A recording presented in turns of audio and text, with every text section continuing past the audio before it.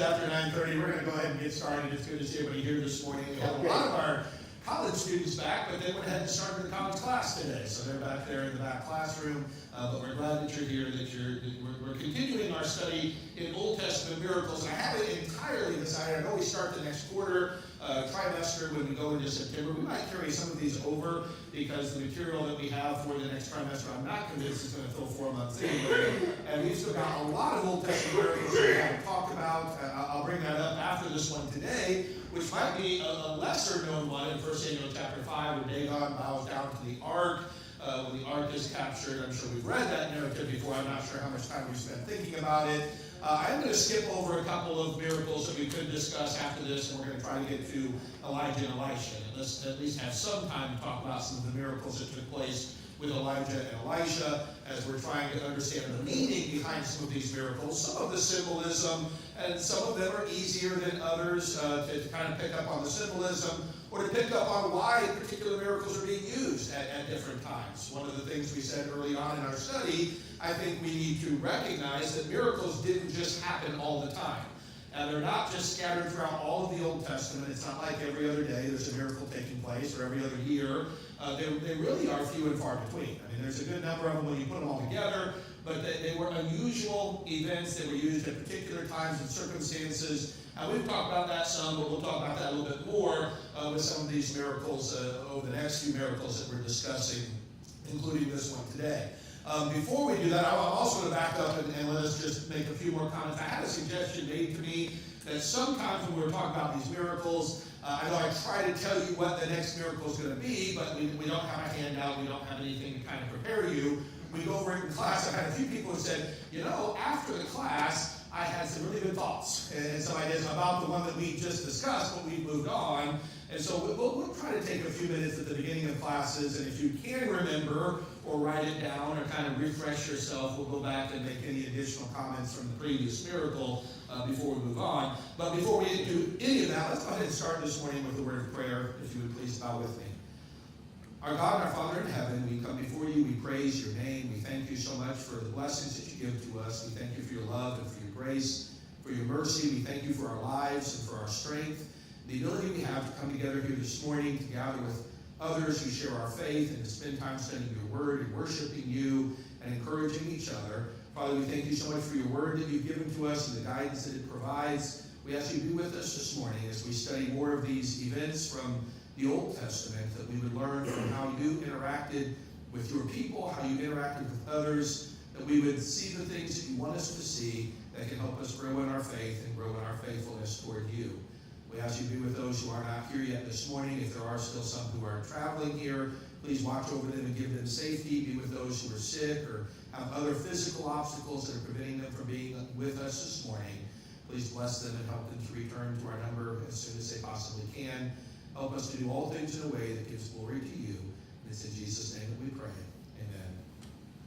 All right, so as I mentioned, we are going to be transitioning over to 1 Samuel, and we'll talk a little bit about the historical situation.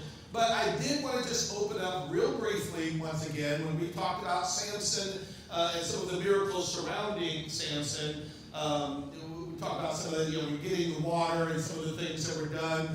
Samson, I think we had a pretty good discussion.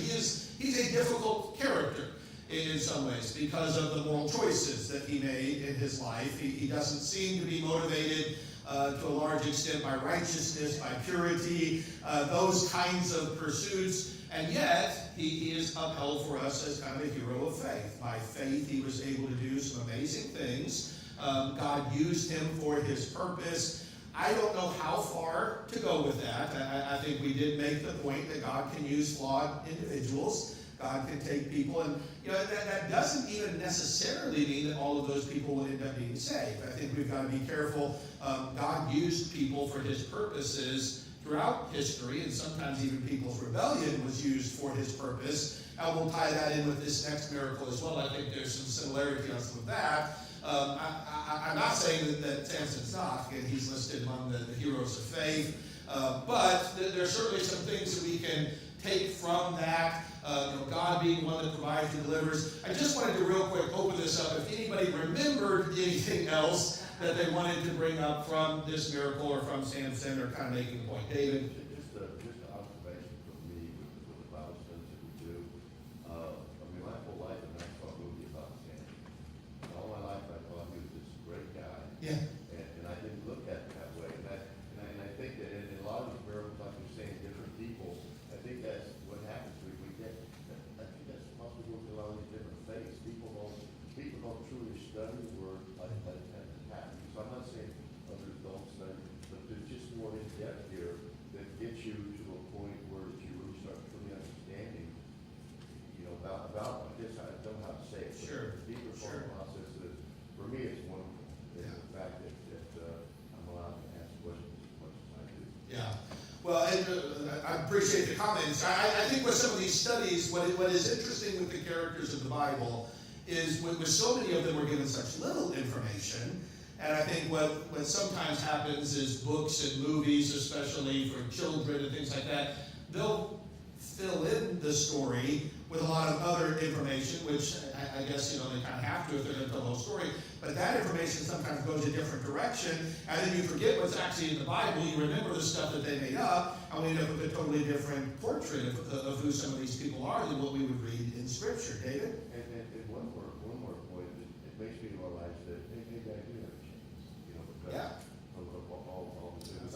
I've talked to people that are afraid to get baptized because they say, well, I just can't meet up to you, Yeah. And if someone could study with them, more, if they would allow that, but it does help you understand that, hey, I'm a pretty flawed guy, and probably more or less than other these, I'm flawed more than some, less than others, but just the fact that in that mix of Jesus coming and to die for us on sin, saying that, hey, I don't care who you are. Sure. You couldn't make it without me. Sure.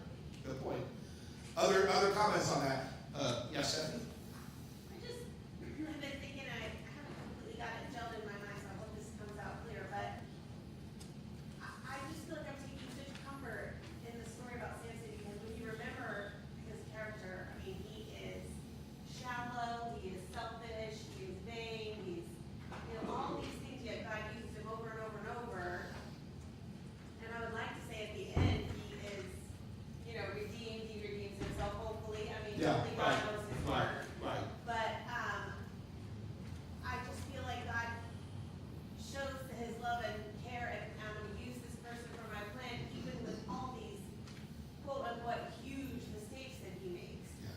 And today we are so, I feel like this whole cancel culture and intolerance, and once you made a mistake, I just feel like, we feel so judged. Even if people really aren't judging us, we feel so judged. I made this mistake, and I'm never going to live it down, and I'm never going to be forgiven for it, and I'm never going to move on from it, and we just let these things, I don't know, I just feel like we do need to focus on something. Even David, he's a man after God's own heart, and he makes these big mistakes, and even Noah and Abraham, all these things that they do, they lie, they get drunk, all these things they do, and yet they're still righteous. And I feel like we don't I think it's part of God's unconditional love and his forgiveness. That's what it is. I'm not saying it's okay to be living in that Right. state, but we are all fallible. We all have sin in our life and things that we get down on ourselves about. And we should always be trying to be better, but this, even Samson, I feel like God doesn't see us that way. And Yeah. we're sometimes too hard on ourselves I get my meaning. Yeah. But I think taking back with what David said, and when we do bring it back, I think sometimes we have, we've whitewashed the Old Testament, we've cleaned up these stories, we've presented kind of a puritanical view of some of these people, and that's not how they're presented. And it's not unique Samson's hard, but as has already been brought up, that he's not unique in that. I mean, how are the patriarchs presented? Are they always making great decisions? Or always spiritually minded? When we look for the rulers, certainly, all of the judges we have problems with, almost all of the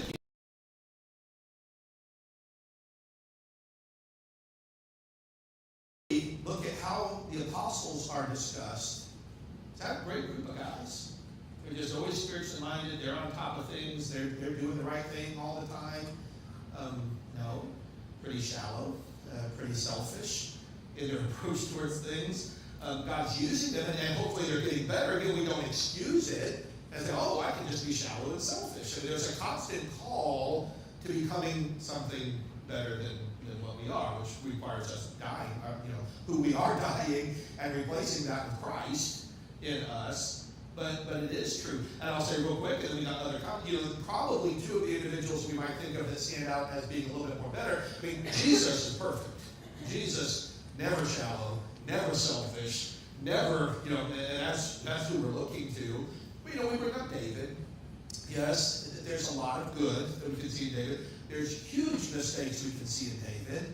And even in the good that we see in him, oftentimes it's his desire within him, but it's not necessarily how he acts. We have more reflection on David because of the Psalms that he wrote and all of those. But even within those Psalms, when he talks about himself, pretty worthless. I mean, he comes to the realization, I need to be purified. I need to be cleansed. Please, God, help me. I'm not the great person that I want to be.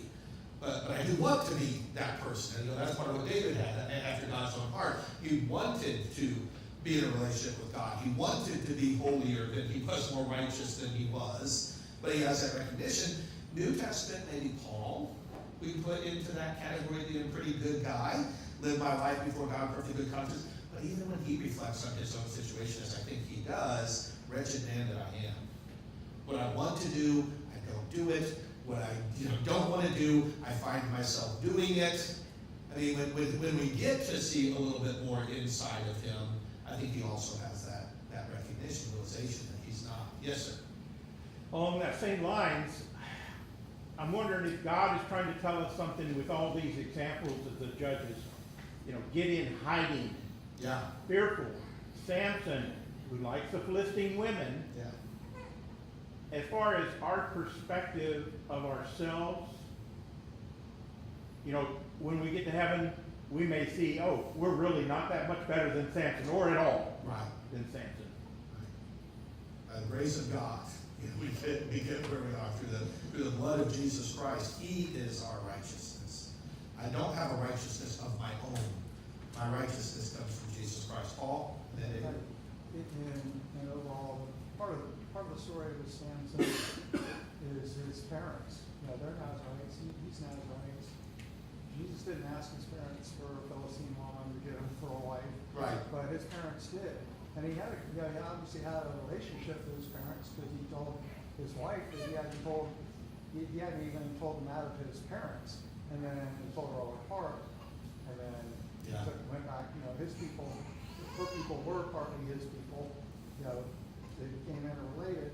But you have to say it's partly the parents' fault because they ought to have said, wait a minute, we're not supposed to do this for you. But they're pleasing their son. That their son's pleased with the wife. It's ultimately to his destruction because it really didn't correct him properly. Parents But he still has the father. Yeah. But parents are placing interesting roles. We'll get to that. But that comes up in our next one too, because we're gonna jump forward to the days of Samuel to when Eli was high priest and his sons, worthless men, are doing the things that they're doing, and he didn't restrain them. Now he does give them some rebukes, and we find out they go, boys, this is not good. The way you're living your life is not good. But that's an interesting point that comes in there. David, did you have a comment? Yeah, I was thinking about David when he sinned with Bathsheba, child, and not good with the child that died. He was disposed. He mourned deeply for the child, but then when he died, he was so gone. And I look at today, and I would say to move on, just knowing what the Word of God says. But there's places that I know there's a place I drive by where someone just got killed in a car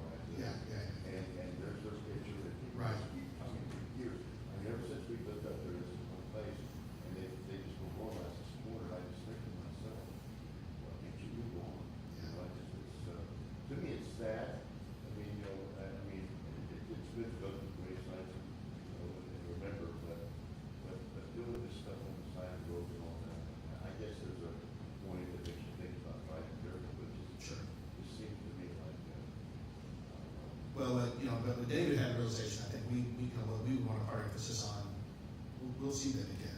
I mean, if we're faithful and they're faithful, this life isn't what it's all about.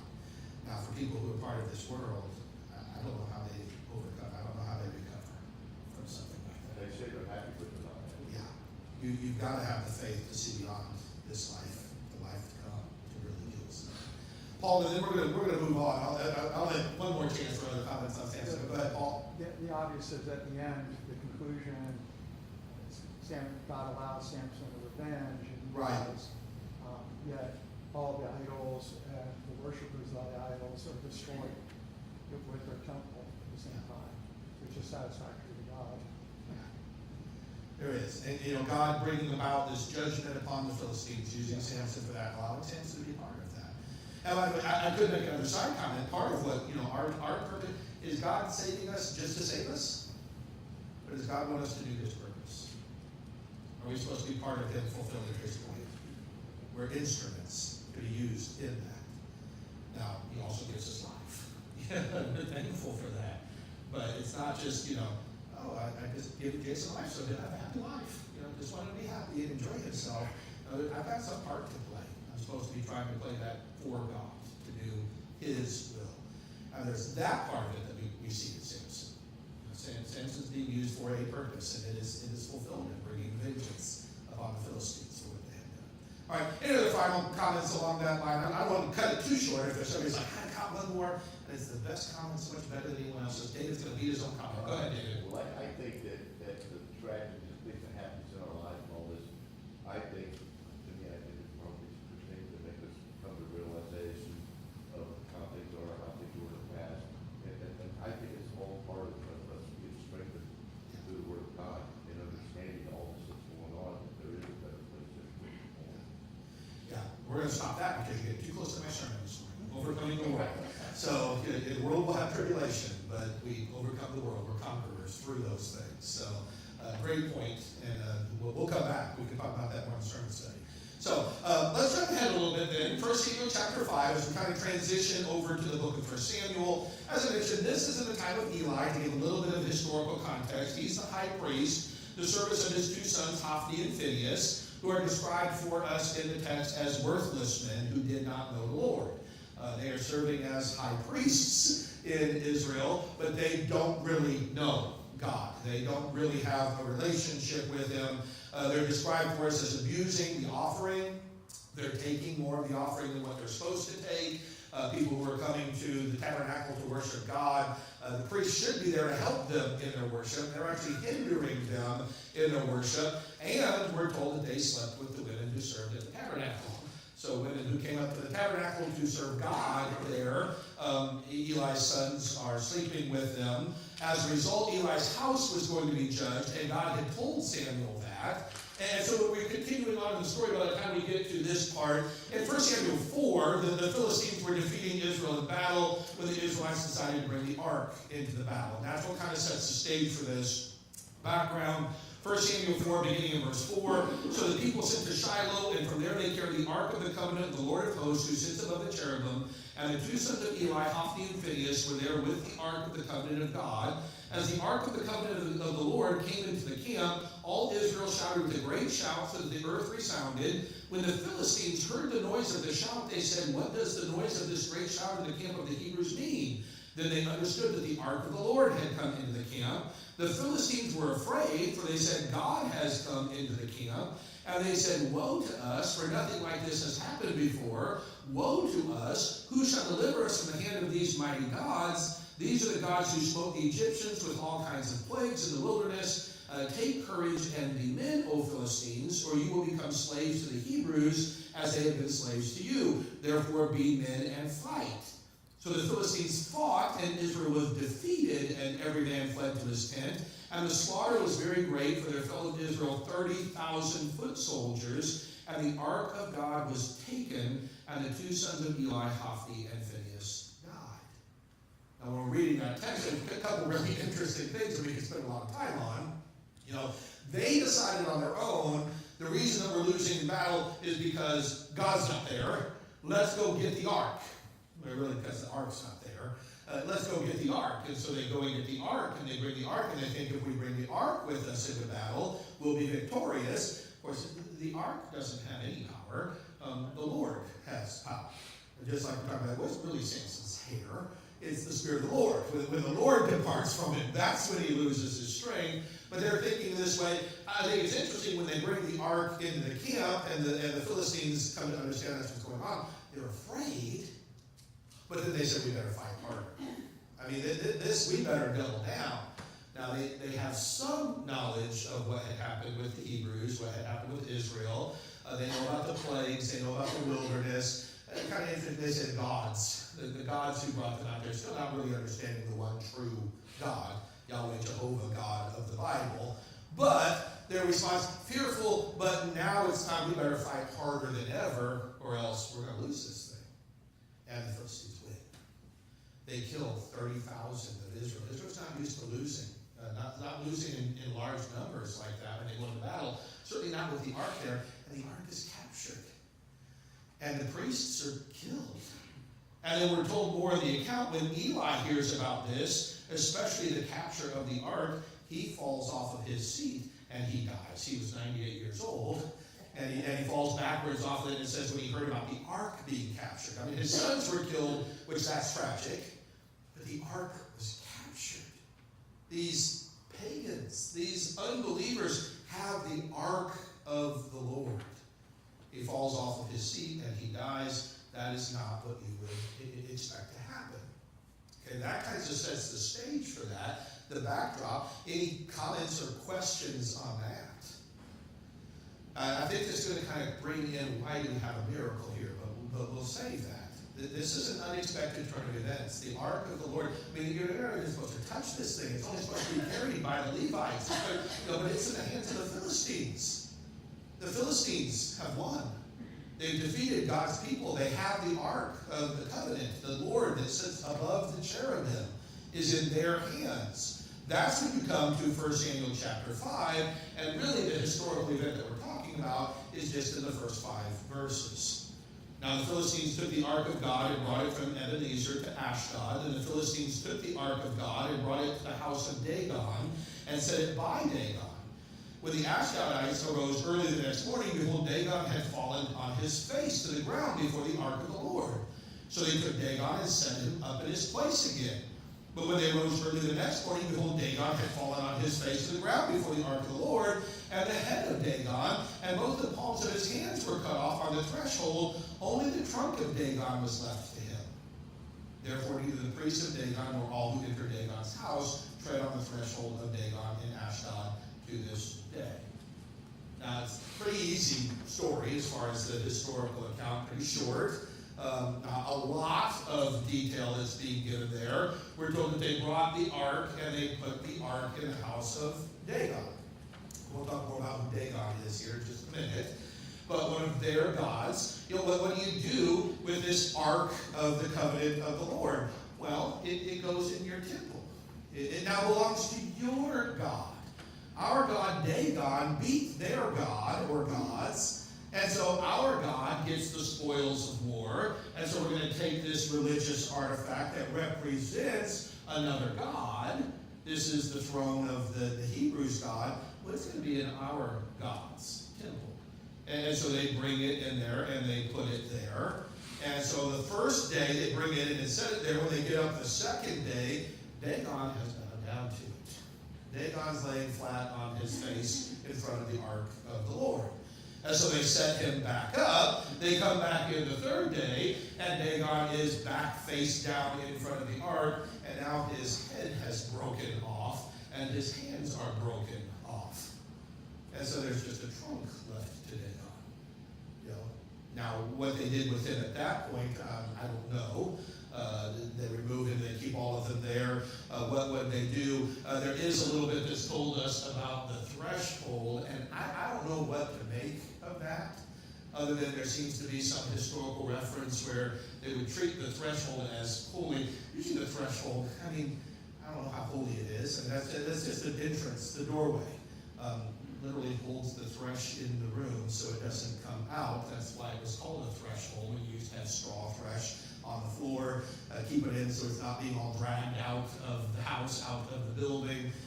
They ended up, treating it as well because that's where his head and his hands were. They were on the threshold. There may be some deeper meaning there. You may even have some ideas about that. We'll talk about that more in a minute. But when you talk about who this Dagon is, there's a little bit of a mystery here when it comes to Dagon. Certainly a popular deity in Mesopotamia and Syria. There were cults to this god Dagon. We've been able to discover that there were things about Dagon back in this time period. In Ugaritic literature, Dagon was the father of Baal. Now, we're more familiar with Baal, the storm god that so many of them would worship. Dagon was supposed to be the dad to Baal in some of the Ugaritic literature. A lot of debate as to what his name means. Once again, these words have similarities to other words. There's a similarity to the word for fish in the Semitic languages. And so some have called him the fish god. He was the god of the fish, the god of the maritime peoples. Philistines lived along the sea, and so that could make sense. But it was also close to the word for grain. So is he named after the fish? Is he named after the grain? Is he the one that provided the grain for them? Some type of fertility. There's an Arabic root for cloudy or raining that's pretty similar to Dagon's name. So even if he's associated with Baal, and Baal was the storm god, there could be something in his name that was about the clouds and the rain and the storms and those kinds of things. We don't really know anything solid about him, except for he was their god. So they worship this. I think it makes sense that he would be connected to Baal in some way based on what we find with Baal worship in this area as we move forward in Israel's history. But there's that idea of him falling. And then again, the stepping over the threshold, that's added as a historical narrative that they would still, up to this day, whenever that was written, they don't step on the threshold because that's where Dagon's head and feet were. Now, we'll make more of a point about that. You treat as holy the spot where your god was decapitated, defeated by another god. And, what's interesting, they don't become followers of God in this. They still serve Dagon. They continue to serve Dagon even after what happens on this event, which we could make deeper points about. But that's a little bit of the historical background concerning this. Questions or comments on that from kind of a historical perspective and putting that to the Jan?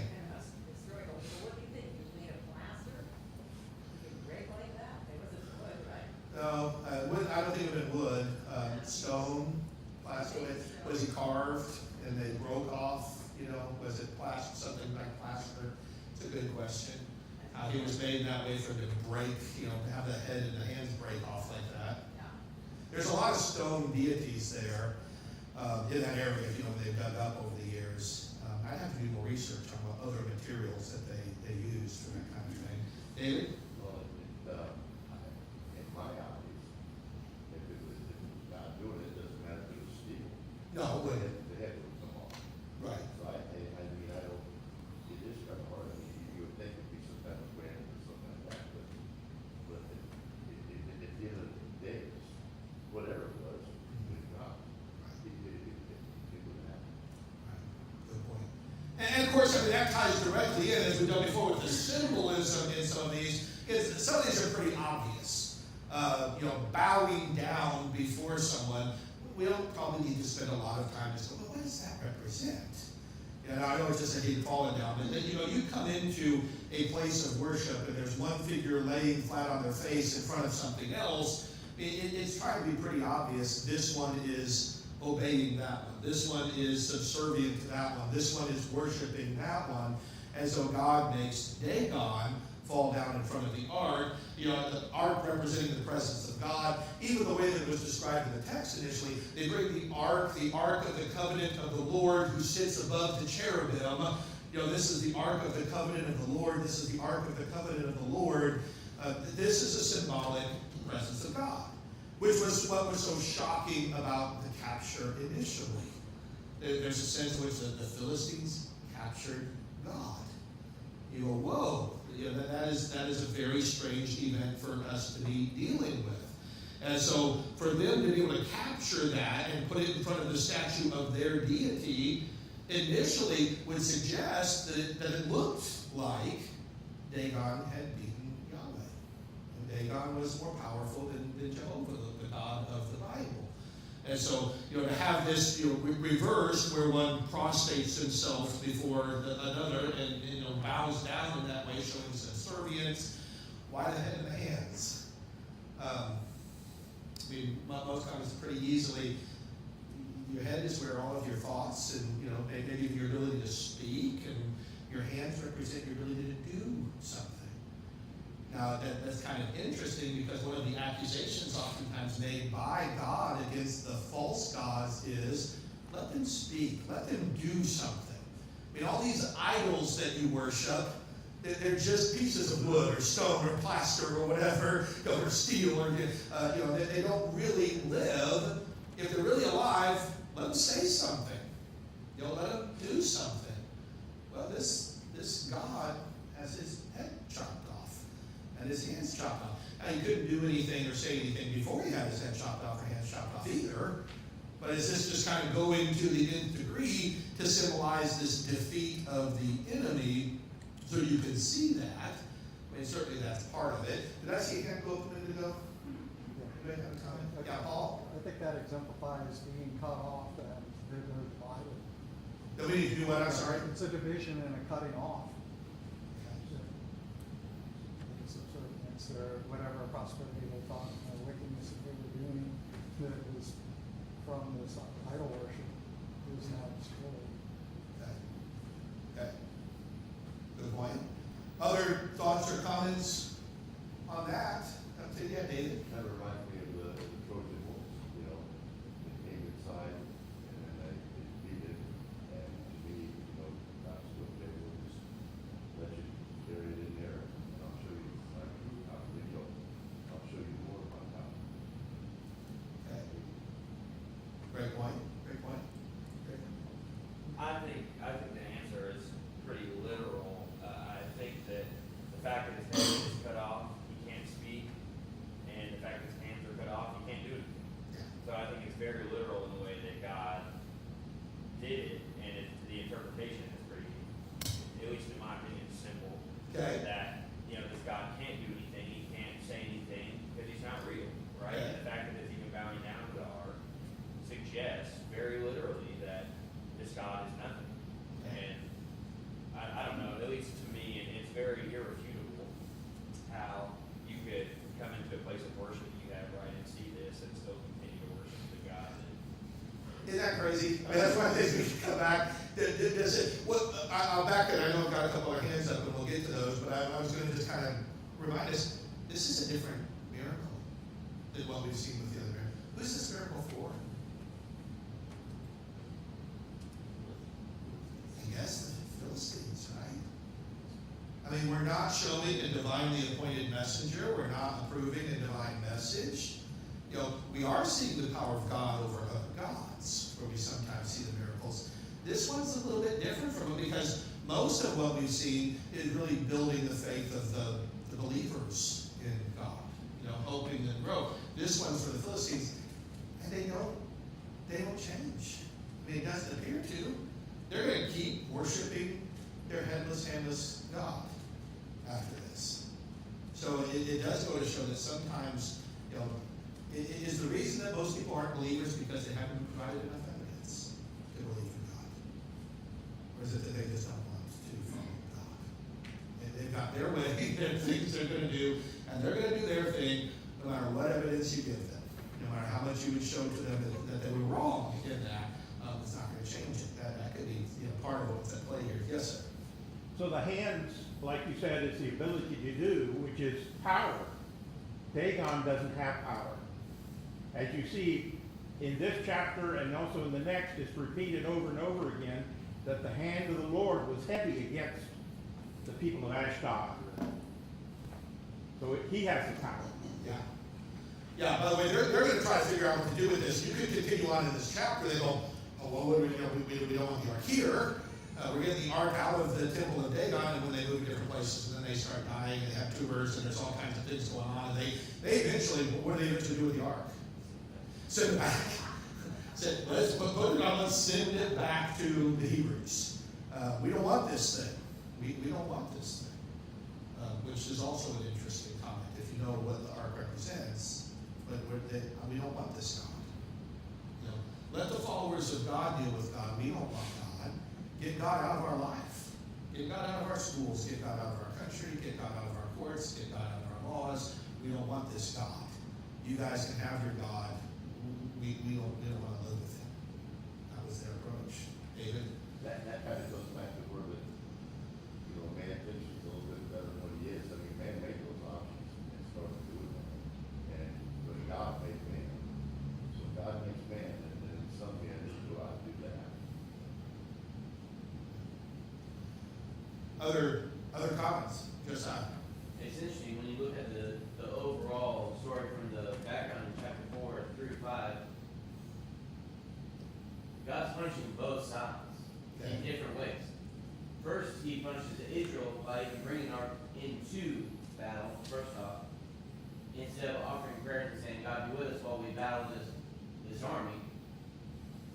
And then, because they ignore that, ark is taken in the Philistines, and now God's like, okay, since you took the ark, your turn.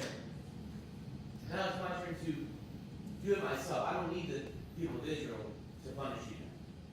I can do it myself, and here's how I'm going to do it. I'm going to deface your God, literally. And by the way, by removing his head, removing his hands, I mean, yes, Dagon can't say or think or do anything, but he didn't think or do anything before that, right? Dagon didn't capture the ark. The ark is there because God put the ark there. God is the one who sent the ark there. God is the one. The Philistines didn't capture it, except for to the extent that God planned for it to be captured. This was God's will. And if you're thinking forward and you're making symbolism, I mean, there are some easy connections here to the Lord, Christ. Now, Christ is not captured.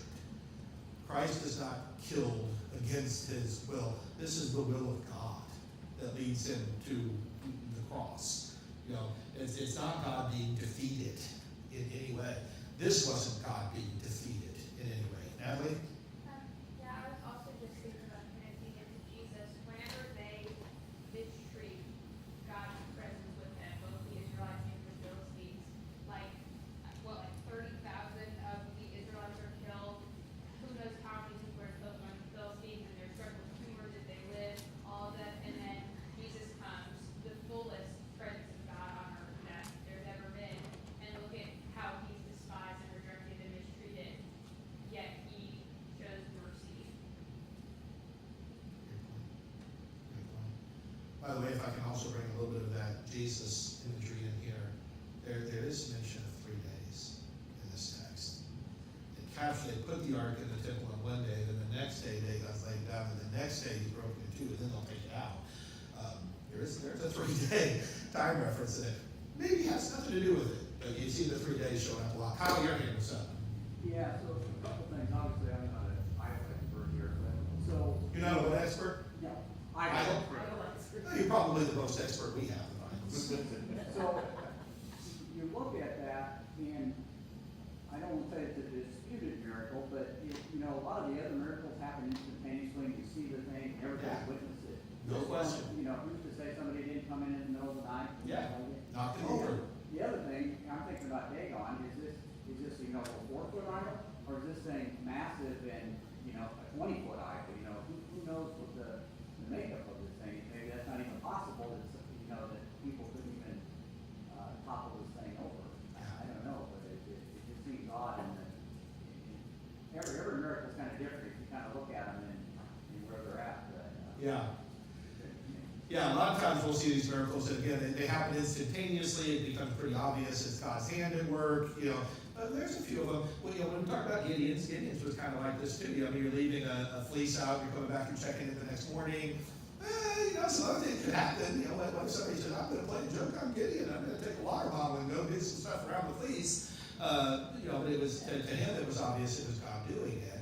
Here you got another one of these kinds. And I don't know how big it was. I don't know if we know historically. Again, I'd have to go back and do more research.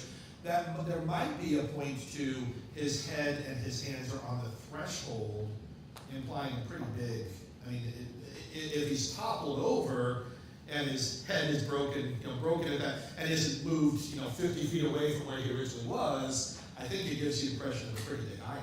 That when he falls over, his head is at the entrance of this room. But maybe not. That's me reading into some stuff there. A good point you bring up regarding that.